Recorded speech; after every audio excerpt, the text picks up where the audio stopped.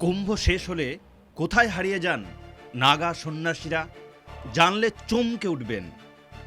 মহাকুম্ভ মেলায় ভক্তদের জন্য সবচেয়ে বড় আকর্ষণ হলেন নাগা সন্ন্যাসীরা।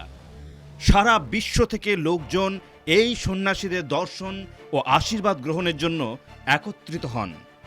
তাঁদের জীবনযাত্রা, সাধনা এবং জীবনধারা নিয়ে মানুষের মনে অনেক প্রশ্ন থাকে। আপনি কি জানেন মহাকুম্ভ এবং কুম্ভ মেলার পর এই সন্ন্যাসীরা কোথায় যান এবং তাদের জীবন কেমন কাটে? চলুন এই রহস্যময় সম্প্রদায় সম্পর্কে কিছু আকর্ষণীয় তথ্য জেনে নেওয়া যাক। নাগা সন্ন্যাসী হতে লাগে 12 বছরের কঠোর সাধনা। নাগা সন্ন্যাসী হতে গেলে প্রথমে সন্ন্যাসী হওয়ার প্রক্রিয়া শুরু হয়। এই প্রক্রিয়ায় প্রথম 6 বছর শুধুমাত্র দীক্ষা গ্রহণ এবং প্রয়োজনীয় জ্ঞান অর্জনে কেটে যায়। এই সময়ে নতুন সদস্যরা শুধুমাত্র লঙট পরেন এবং কুম্ভ মেলার চূড়ান্ত প্রতিজ্ঞার পরে লঙটও ত্যাগ করেন। এরপর তারা আজীবন এই অবস্থায় থাকেন। নাগা সন্ন্যাসীদের জীবন অত্যন্ত কঠিন এবং তপস্বী সুলভ।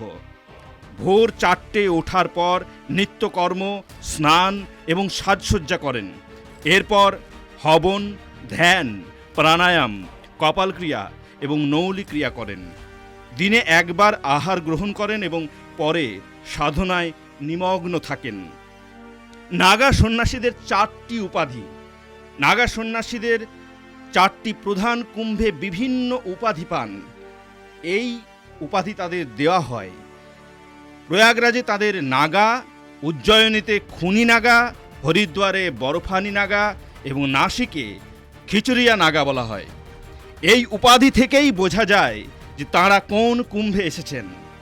নাগা সন্ন্যাসীদের সাজসজ্জায় 17টি উপকরণ থাকে, যার মধ্যে লঙট, ভস্য, চন্দন, লোহার বা রূপার কড়া আংটি, পঞ্চকেশ, মালা, তিলক, কাজল, হাতে কড়া এবং রুদ্রাক্ষ মালা অন্তর্ভুক্ত।